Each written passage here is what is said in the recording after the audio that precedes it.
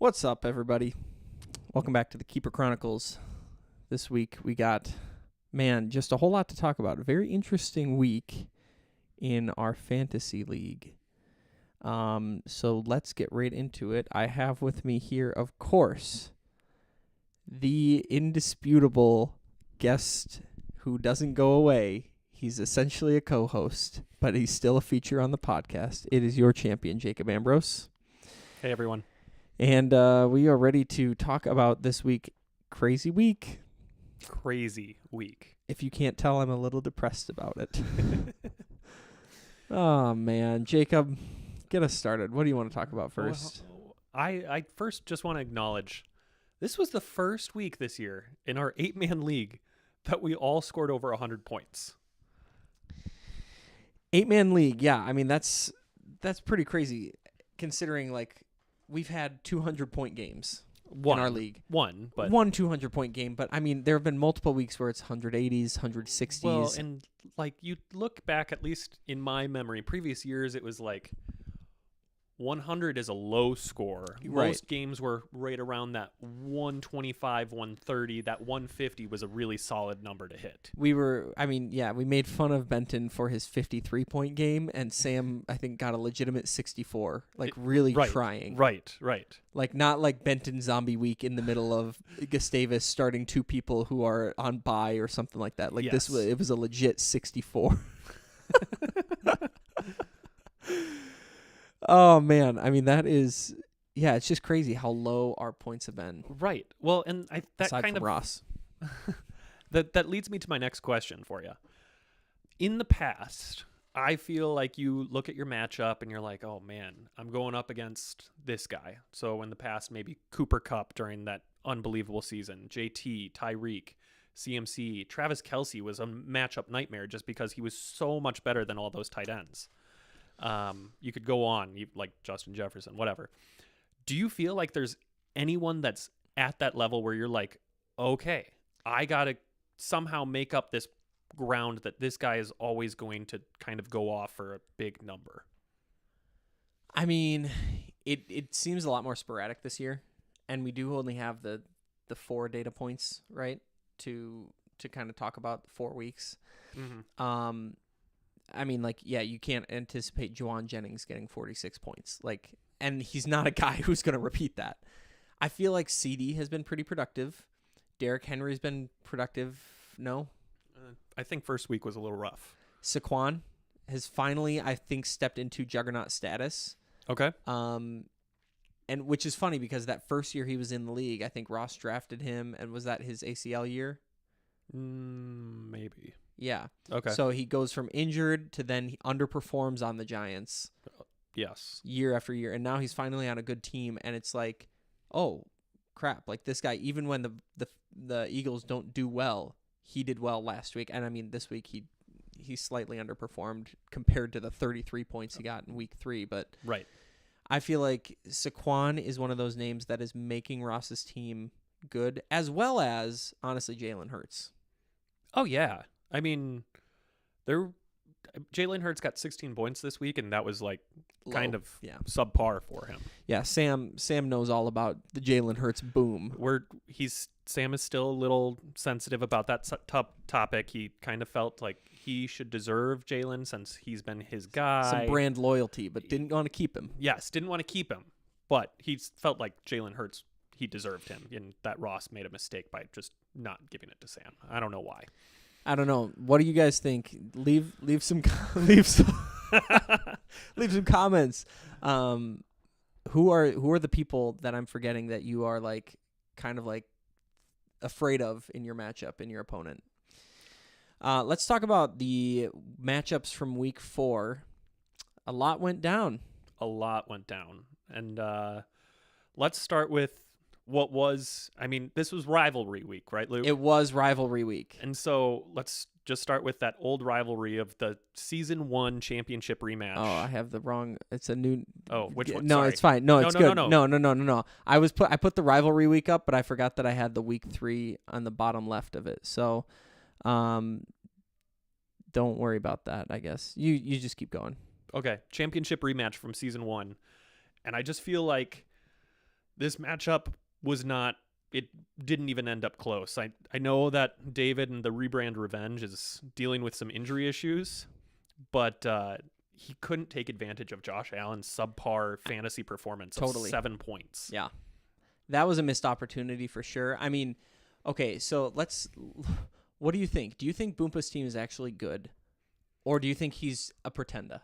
I mean, it's hard to say he's bad. I mean, Josh Allen, going back to that conversation, Josh Allen and Lamar are 2 quarterbacks where you're actually like, these two more often than not will overperform their projection. Yeah. Did Josh Allen fall this week? Yes, but Derrick Henry picked it up for him. I mean, what's scary about Boompa's team, Josh Allen, like I said, Nico Collins and CeeDee Lamb, both of those guys are big number guys. So and he's got Joe Mixon, who's going to come back once he's not injured. I think it could even be this week. So I think Boompa's team is actually pretty good. I don't know. I mean, obviously I'm 0-4, so I have no room to talk about anybody being good or bad. I don't think that Boompa's team has the legs to last to another championship this year. I don't think he's a championship contender. That's my prediction. I can't wait to hear who your contender list is. Hey, that's my prediction. I just don't think he has the legs to last. I see this pattern of like he has 2 guys who combine for, almost 70 points 2 weeks in a row now. Just 2. Like not the same 2, but just 2. And so it's like, I mean, he had 3 guys combined for 95 points. Exactly. Yeah. So right, you're looking at Kincaid with under 10 points, Ayuk, who is the paragon of underperforming this year. He got paid. You're starting Ramondre on anybody on the Patriots is just like, come on. Yeah. And of course he missed DeAndre Swift's first big week. He was riding my bench for a long time and not getting any of those points, just to pop 29.5 on Boompa's bench. But I mean, like on his bench he has Zamir White as a running back. He's RB1 and Nick Chubb, who is not coming back the whole season. No, he might. He might. He might have a robotic knee when he comes back, but he might come back. And I mean, Dak is a great fantasy quarterback, but I don't think he will ever get the start over. He's securing Josh Allen's bye week replacement. That's true. I just don't know. I just don't know that it has the depth to kind of withstand injury, bye week, any of those issues that we're going to run into pretty soon here, potentially. We'll see. So that's just my thought on that. We'll see. Those are big words coming from you. Yeah, absolutely. All right. Well, who is the next matchup we had? Who's the next one on your graphic? I've got we'll save that one for last. Okay. Let's talk about me versus Sam. This man, going into Monday night, I didn't know who was going to win. Going into Monday night, I think you had a 10-point lead. And you had DK left. Yep. He had Kenneth Walker and Tyreek Hill. Yes. And they, I believe, favored him. I think looking at the ESPN projection, it was 55% Sam, 45% you. Like, it was supposed to be close. And for a while, it looked like you were actually going to win. I was really hopeful. Seeing Tyreek go out there and just lay an egg I was afraid of Tyreek going off. I did not expect Kenneth freaking Walker to be the guy for the night. Like, 3 touchdowns. 33 points. Yeah. Kenneth Walker finally decides to show up and play. I mean, it's like basically the first full game he's played this year, so to be fair. And I mean, his backup got 26 points last week when he was injured, man. so. It was just, I was not expecting it, and it really, really hurt me. And then, like DK got one of those touchdowns. Pretty much, he got it 99% of the way there for Kenneth, and then Kenneth just ran it in. Well, no, it was actually ruled a DK touchdown. It was originally. ruled a touchdown, yes. And then they're like, oh, wait, he actually was down at the 1, and sure enough, who gets the touchdown, but KW. Kenneth freaking And that's a Walker. pretty big swing. That's a 12-point swing. Yeah. Not Not enough. not enough to necessarily say that's like you would have won had. But maybe the momentum would have put DK in the highlight. Oh, you yeah, know, yeah, like, just I don't that know. momentum, I that don't fantasy know. football momentum I would have don't done know. it. I don't freaking know. All I know is that this loss really hurt. And if I remember correctly, there was something on the line. Whoever lost was supposed to go through a rebrand. Yeah. Yep. I'm going to be rebranding my team. I believe I've settled on something that is tasteful. And you'll really enjoy it. I think I'm going to go by the idiot now. And that's why the thumbnail for this was the guy from the Confederacy of Dunces cover, because I am an idiot.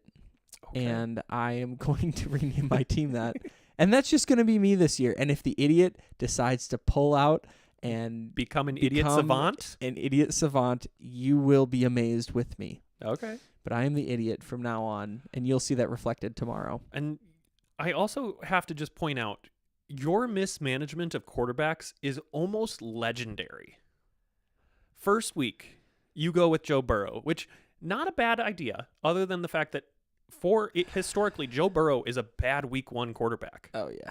You drop him, right? And Yeah. you pick up Baker, who did better than Joe that week, didn't do amazing. it was like, I think he got like 17, 18 points that first week. I think it was maybe closer to that 15, No, 16. I think it was 18 the Okay. first week, because Well- I think Joe then got 17 that same week, Okay, and I well- was feeling a little bit justified. Okay, we'll give you 18, whatever. Well, then I look at Derek Carr, Who was going off? who was week 1 and 2, 21 points, 22 points. Better hop on that train. And how'd that end up? Like East Palestine, Ohio. Yeah. The infamous train wreck, for those of you who don't get the reference, that sent thousands of chemicals into the air. And yeah, that was... And so you rode him week 3, correct? Or did you play Baker week 3? No, I played him these past 2 weeks. Okay. And you look at your bench this week, and you have Baker on the bench scoring 20 more points than Derek Carr, going off 28 points. Yeah. That would have given you the win. That one switch. Yep. It sure would have. And so who are you starting at quarterback this week? Derek Carr is off the team. Okay. He has been kicked off. He is up for grabs. If you want him, you can go get him. I am done with Derek Carr. He has screwed me over in a matchup that cost me my freaking name, and I am done with him. Baker Mayfield is the guy. He's my boy, and I am going to continue putting him on, and I don't care if he scores 5 points next week. Baker Mayfield is my guy. Okay. I have to respect the commitment. It's just all that I have. It's all that I have left. I have nothing left. I literally when you have nothing in this world, at least you have your name. I lost my name. I lost my freaking name. I'm no longer the Phoenix. I'm the idiot. All right, let's move on. Okay. Let's move on to the let's talk about the Christmas miracle that happened here. The Boom versus the Whiz. Wow. So little story. I went to McDonald's on Saturday with the kids and just happened to run into Mark there. And we're talking, and he's talking and telling me how David is just talking smack about him, saying his team is awful. And he's like, hey, wouldn't it be something if the Wiz knocks off the best team in the league? And evidently David's response was, it would be a Christmas miracle. Yep. And look what happens. I have been a Cheese Whiz fan since week 1. I think he's been, You gotta love him. well, of course, you love everyone. But the Cheese Whiz, I think his team is sneaky good, especially with Lamar Jackson. And I just don't think he's an automatic bye week as he was labeled last week. Yeah, that may have been a little bit much. David taking the emotional bye week. Oh yeah, I'm so glad I'm going against the Wiz. Yeah. I mean, he needed roughly 5 points going into Monday night with A-Chain left to play. A-Chain got him. A-Chain 5.9? 5.9 points. 5.9. Just enough to squeak by. I cannot believe that. I thought, at one point it was It like was 70% It was 93% going into Monday going night. into Monday night. 93%. Something around that 93 mark. Yeah. And I couldn't believe it. A-Chain decided, hey, I know this Mark Miltimore guy. I'm going to put the bare minimum. And I think he got that. I think he crossed that threshold he needed somewhere in the third quarter. Okay, Maybe so early fourth. But, I mean, you still had to be aware of fumble watch, right? Fumble watch, negative yards, all of that. I mean, when you're talking a point or less than a point? It was just less than 1 point, yeah. Less than a point, that's negative yard territory. It was way closer than it should have been. But you gotta put some respect on the Cheese Whiz's name here. Absolutely. Putting respect. He's got, last week he said, I got my win. I'm good. Now he's got now two. He's got two. That's two more than I have. I got to ask, is this the start of the end for Ross? No, I mean, it's not. He's, as we'll get to later, he's got kind of a rough week this week, just with bye weeks to deal with. So we'll see. Misery loves company. I'm miserable, so I hope Ross becomes miserable with me. Let's talk about, the last of our rivalry series. The Frame Train versus you, Trust and Repeat. I mean, my team did well this week. The fact that Kyler was kind of the disappointment of the team, and I still scored 160 points. I mean, Kyler didn't break 10 points, and I still got that 160. My team did work this week. Yeah, I mean, it's always good to see a tight end getting more than 10 points. Of course, both of you guys actually had tight ends that actually got had over league-wide. 10 points. A lot of tight ends broke the 10-point mark this week. Even mine. Even Kelsey. I believe Kelsey. Let me see. Okay, everybody's tight end. Did everybody's tight end break 10? No, Boomps and David did not. Boomps and David both? And Ross's did not either. And nor did Mark's. Okay, so actually just... Half. Just all of the Ambrose clan except for Boompa. Sorry, Booms. So, yep. But it's always good, to see that happen when you get over 10 points out of your. And then, you had a 23-point defense, which was nice. Amon Ra decided to show up. Malik Neighbors, of course. Jordan Mason, Alvin Kamara, all over 20 points. Yeah. Deontay, over 20 points.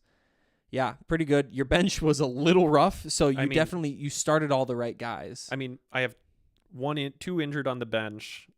Keenan Allen, who is, I'm not sure he's a wide receiver in Chicago. Yeah, I gotta say, Benton, that really sucks. James Cook with the 5-point terrible game. Rashee Rice with 0. I tuned into that game because I just was like, I should check and see how Rashee Rice is doing. And as I tune into that game, I see Rashee Rice hand over the face. It's super dramatic, probably emotional because his season's over, getting carted off. And I'm like, oh, sorry, Benton. You know, what really surprised me, too, is how few points Montgomery ended up with. He was running the show for the first half. And then, of course, Gibbs had a great game, too. Yeah. But I was just surprised to see him. I think it's just that backfield is so split. Yeah. Okay, while we're on Benton's team, Benton, you wanted some more Frame Train airtime, so I'm going to give you this. Why on earth are you starting Braylon Allen in your flex? Granted, he did get more points than Breece Hall this week, who is the lead back, but, I mean, neither of them got more than 6 points, so it wasn't necessarily a normal week. I don't know why you're starting him in your flex when you have guys. Well, I guess you don't have much, but you have wow, gosh, your bench was awful. You do have Terry McLaurin on your bench, who at least is going to get you more points probably than Braylon Allen as a RB2 in the Jets backfield. I don't know. Braylon Allen looks good when he has the ball, for sure. But you've got Breece Hall absorbing a majority of the carries there. And, you have Jaden Daniels on your bench. You obviously believe in him. Why aren't you trusting him with Terry McLaurin on your flex spot? I don't know. It was an interesting choice to me, but hey, I'm also 0-4. So take everything I say worth that. I mean, he's hurt by the fact that we don't get an IR spot. I mean, he's got three guys that are out for long periods of time. Yes, and I think it's time to let them go. You're going to drop Cooper Kupp? No. You're going to drop Isaiah Pacheco? Potentially. You're going to drop Rashee Rice? No. Okay, so of the 3 guys that he has injured for a longer period of time, and you said you need to let them go, only one of them, you said potentially Maybe it's time to drop Mark Andrews. He's actually starting Mark Andrews this week. Okay, well, I don't think Mark Andrews is the guy in Baltimore anymore. I'm just saying that you might want to take Sam's sloppy seconds and go and get Isaiah Likely off of the waivers. Wouldn't that be so?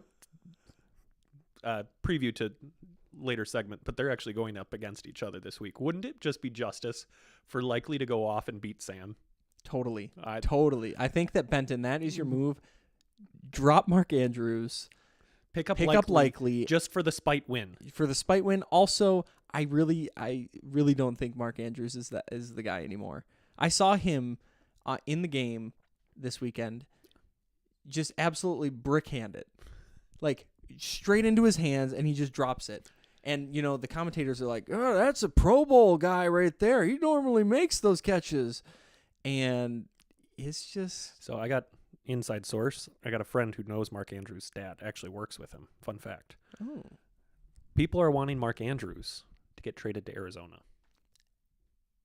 That would be interesting. Yeah. He wouldn't take the starting spot over McBride. I don't know. But just an interesting thought. Cool. Could be cool. Either way, Likely might be the guy. All I'm saying. Okay. Are we done? We are done with Rivalry Week recap. That was great. Really, really interesting stuff that went down. And probably one of my favorite weeks. Probably my favorite week so far. All right, let's go to the awards. We're going to start right away with the Gritty Award. Jacob, congratulations. You won that. You had the highest score this week by 20 points over the Contendas. Yeah, first time Ross hasn't won this. Yes. First time the boom busted. That is so true. First time that Philadelphia had a really bad loss. Have you seen a couple of those screenshots where it's like checking in on Philadelphia, and it's like total? It has the total yards for each team, and it's like 0 for Philadelphia, 170 for the Buccaneers, and then later it posts that same thing, and it's like 0 and 290. Yes. Yeah. They busted, and that, I mean, it shows the weakness of Ross's team, really. Yep. Not that we need to harp on Ross any more than we already have. Yeah. Let's see. Best bench? Best. No. Oh man. Or who do you? We're gonna go to the Russell Wilson Award. Okay. Sure. It was just next on my slides. Okay. The Russell Wilson Award goes to David this week, for saying that the Wiz was an emotional bye week for you while you were playing him last week. He cannot be taken for granted. No. We are going to put respect on his name. Respect the Wiz. Respect the Wiz. If you take anything out of this, respect the Wiz, because he can win, and he will always win when you don't want him to. He will always win when there's something on the line, when it hurts the most, when you're the guy who is clearly the most feared in the league, 3-time in a row Gritty Award winner, and you're going up against the guy who everyone likes to make fun of. You lose to the Wiz in that situation every time. Every time. It always hurts. And this was a close one. It could have easily been Ross as well, but I think all of the talk, especially having David at home, David had to win this. Tie goes to the Wizard. Let's see what my next award is. Best bench. I'm going to give this to myself. This is some Boomps obviously had a higher missed opportunity on his bench just by a point with 29.5. DeAndre Swift. His was also not a quarterback. Yours was a quarterback. Mine was a quarterback, but I think with my tight matchup, the fact that I lost and the fact that I had 94 points total on my bench versus I think Sam had the second most with 72. So a 22-point over the it's just a shame our benches can't play each other, huh? Okay, that was just a dumb comment. That was just really dumb. And I don't like that you said that. So I'm the best bench winner. I am a serial mismanager. That's something we can both agree on. Yes. I'm the idiot. Waiver winner this week. The guy who likes to boast of his waivers, Samuel John. Finally comes through with the waiver winner win. Chuba took him to the W. Yeah. Now, I do want to put just like an asterisk here that we could look back on this week and say, like, Mark for the sneaky TJ Hawkinson pickup, Benton for the Jaden Daniels pickup could long-term be better than Chubba. But for the criteria we award the waiver winner, it's Sam. Yeah, and I mean, maybe if the Hawk goes off his first week back, Mark could get the waiver winner anyway. Yeah, true. We'll see. True. I'm not beholden to anything. I don't know. This is all just a stupid podcast that we do with awards that mean nothing. So they do mean something. Congratulations, Sam, the waiver winner, and Jacob. I have a championship cup at home. So you do. That means something. The gritty from week to week. When we get to the seasonal gritty award, maybe that means a little bit more. Okay. All right. Take us through your little Jacob stat show. Okay. Yeah. Tell me where are we starting? Luck standing? Yeah, let's talk about luck standing. I think I'll show this page too. Let's see. Just let me know when we are ready. Okay. Let's see. We are good to go. So we did have a little movement on the luck standing this week. Mark got a lucky win. What is considered a lucky win when you score less than when you score in the bottom half of the league but still get a win. And bottom half or below the median? It's the same thing.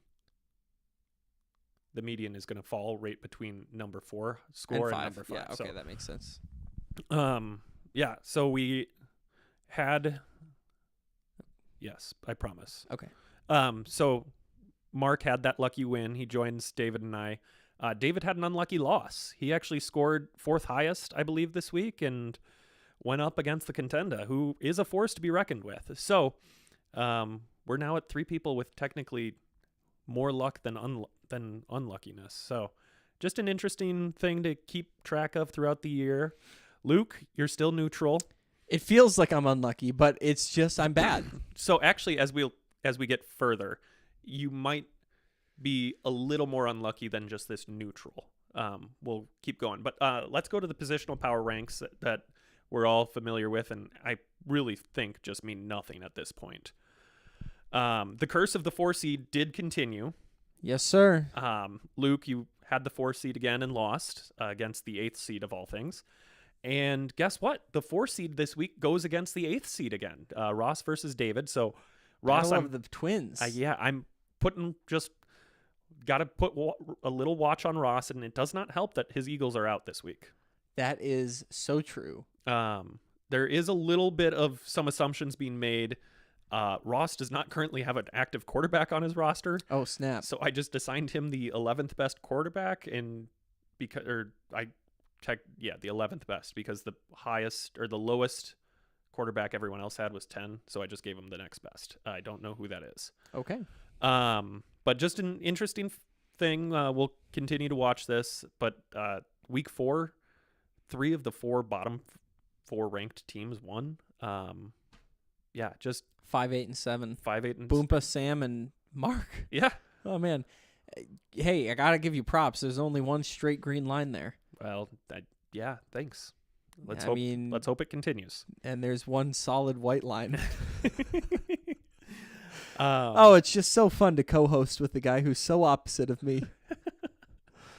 So this week I'm debuting Jacob's power rankings. Now this is a true analytical power ranking to determine who is technically the best team. Are you? Yeah, I'm showing it. Okay. Yeah. So this, I essentially simulate each team plays each other every week. Oh, I see. Okay. So in week 1, for example, everyone plays each other, and using the score you have, you get anywhere from 0 to 7 wins. 0 if you were the lowest scorer, essentially, and 7 if you were the highest. Now that we have enough weeks, I felt like this is more debutable. We see Ross as the top team, which shouldn't come to a surprise considering Gritty award 3-time. Boompa number 2, which that's really surprising. Really, who would you expect? No, I just didn't expect him to have 22. Yeah, he's. I wish I had it up right now, but this week was probably a good boost for him 6 versus Ross. He was a 6 versus Ross got 2 wins. Yeah, this week okay, so that makes sense. He'd make up a little bit. Yeah. Then I'm at third and 18, which for an undefeated team, I'm technically only winning 2/3 of all matchups. That's that lucky +1. Right. And actually, if you were to compare your winning percent versus your actual win percent, the three people that are technically lucky right now are the only ones that are outperforming their winning. Again, this wins against all percent. Luke, I thought you could get a little hope. The fact that you're ranked 5th, I mean, tied for 5th. No. No, there's, if you look at, let me see the positional power ranks every week. So every week, I guess week 2 was the only week I was not rated in the top 4. Yeah. But so it goes, let me walk you through. Week 1, busts. Week 2, busts. Week 3, busts. Week 4, busts, as well as some booms on the bench. Mismanagement. But Luke, we have to talk a little bit, and we talked a little bit on the way over here. Your running backs are clinically overrated. Oh my At least goodness. overprojected. Maybe Absolutely. not overrated. And so I feel like your positional power rank is clinically optimistic. Overstated. Yeah. Yes, absolutely. And so, I mean, like we said, Brees Hall, he's done well once, but he's a 10-point guy. He's a beast too. Like, he should be running the show in New York. He should. Bijan has done well once, but he is like a 13, 14-point guy. Well, come on, where's the Kirk who only threw sideways to Dalvin Cook? Where's the Kirk who only threw these little passes? I don't know, Luke. Bijan is just, I guess he needs that rapport with, I don't know, Kirk Cousins. They need to start going to church together or something.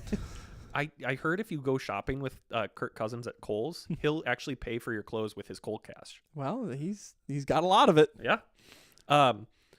Yeah, and so like the other kind of surprising one on here, or maybe not surprising depending on how you view this team, but David tied for 7th, tied for last essentially with Sam.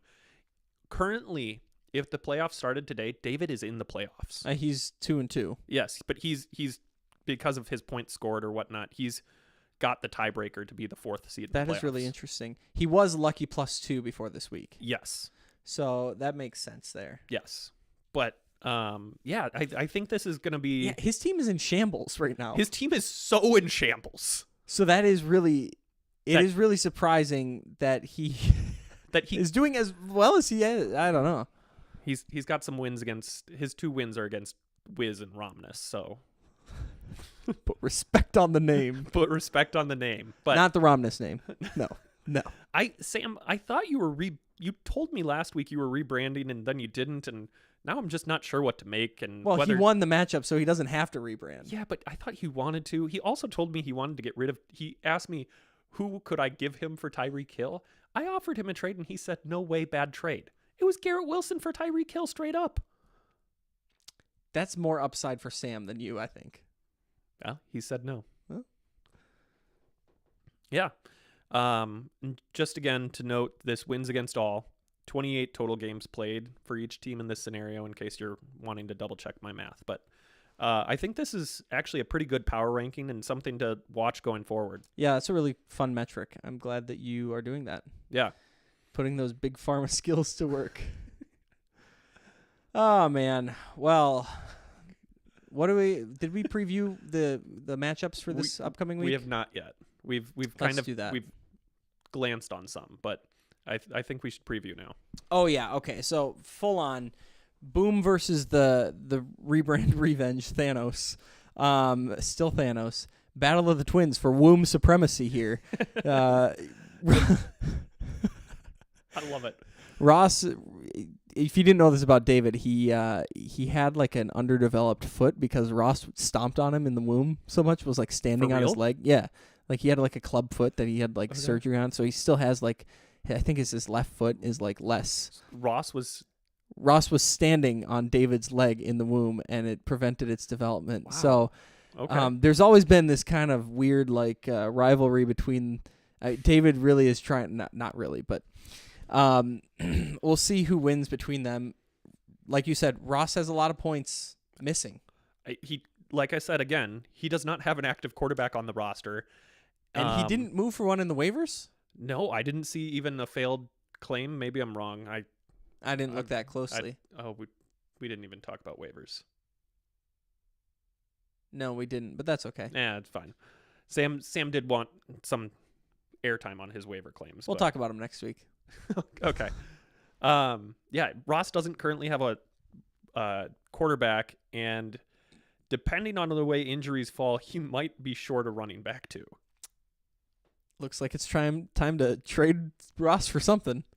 I mean, he did put a comment saying, accept my trades. He's not offered me a single trade. He has not offered me a trade yet either. So David Ross, offers me some bad trades always. I don't know. David is scraping to get out from the bottom right now, and he's just... I don't know how come I'm the one that is known as the bad trader here. I've offered good trades all season. You have offered some good ones. And here I am, still known as the bad trade guy, whereas David is bad trade guy. David is the guy who hopes that your finger slips and you accidentally hit accept. All right, next I'm taking on the Cheese Whiz. Put respect on the name, Luke. You are currently 51% chance to win as of current projections. Any thoughts? Yeah, I think Bijan is questionable, so might change that out. He's good. Oh, they must have just changed that designation. Yeah, there's no injury designations currently on either roster. Okay, at least in the starting lineup. Interesting. Yeah, I'm never gonna say never to this, and that is referring to me winning. I am more pessimistic about me winning than I am about Mark winning. Luke, I think you have a good matchup this week. A-Chain is A-Chain. I'm sure he's projected 95 points and is going to get 6 again. Can't trust Zay Flowers. You absolutely cannot trust Zay Flowers. Can't trust Hunter Henry. So true. Any Patriot is just a bad bet. But Lamar Jackson, you can't rule him out. What's his matchup this week? Cincinnati. Oh, yeah. At okay. Cincinnati. Okay. He's on to Cincinnati. Okay. Then we've got I hope I get my first win. I really do. We'll see. Frame Train is taking on the Romnus Revenge. Currently, with current lineups, Sam is 58% chance to win. Benton is still starting Braylon Allen and Mark Andrews, so we'll see what happens. Take my advice, Benton. Drop.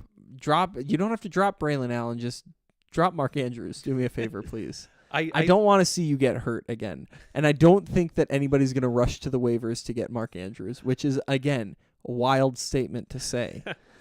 I do think that this could be a springboard matchup for either team to possibly get some good momentum. I think you're right there. I think Sam could really use it. I think Benton could really use maybe a confidence boost of like, my team is actually something that is like not, he's had these unlucky matchups, right? Yeah. My team is something that is finally good. Yeah. I don't know. Yeah, we'll see.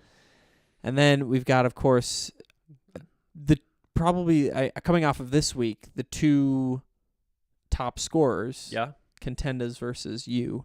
Yeah. I mean, there's already been some trash talk in the chat. I did see that. He's already... You know that Boompa is one to always... He's not afraid to even accidentally... Send the middle finger. Accidentally. Drop the F-bomb under his breath. I'm currently projected to lose by about 4 points. What's notable about this is if he takes you down, that will end your winning streak and take you out of the running for another for a long win streak. Yeah, we'll see. You're always vying for it and never quite getting it. For sure. I'm still playing around with some matchups.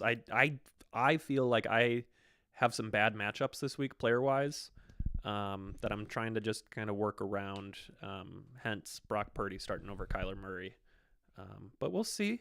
I'm still playing around. Boomps, put respect on Brock's name. He is, after all, Iowa State. Well, what a great week. Looking forward to the next few weeks. podcast is a little in question for the next 2 weeks, for week 5 and 6. Next week, we have an event here at church that I have to be at, and that will probably go until like 8. So I don't know with like kid bedtime if I'm going to make it. So we'll see about next week. I'll let you know if we're doing one or not. And then the following week, I will be in Egypt. So definitely not doing one unless Jacob wants to be brave and come here by himself and figure out how to do this. But I think I'll have my laptop anyway. So you could always figure it out, and maybe you could hijack my stream somehow. We'll see. Benton, I do see your text. Honestly, your injury luck is unbelievably bad. I feel like you going through a week without an injury is a win in itself. Anyway, so not sure about the next 2 weeks, but we'll be back in 3 weeks for sure. Since next week is questionable, I do have to shout out a couple of these waiver moves. Kareem Hunt for Derek Carr, Luke. It's a possible good move. Justin Fields for Joe Burrow, Sam. Benton finally dropping Alec Pierce. I know he did some good work for you a couple of weeks. I can't put too much. Yeah. David already dropping Jawan Jennings. Jordan Love getting picked up. Interesting move. He's a good fantasy quarterback if he's healthy. Yeah. Brock Purdy, I picked him up. And Wan'Dale Robinson. Interesting move. He went off last week with 11 catches. So he's one of those guys I was mentioning on the way over here where, Sunday afternoon you look, or Sunday night or Monday night or whatever, you look at the players on the waivers and you scroll down in the wide receivers and you go, oh, this guy's like 30 names down and he got 20 points. Yeah. So we'll keep you updated on what the status of next 2 weeks of podcast are. Until then. The Idiot signing off.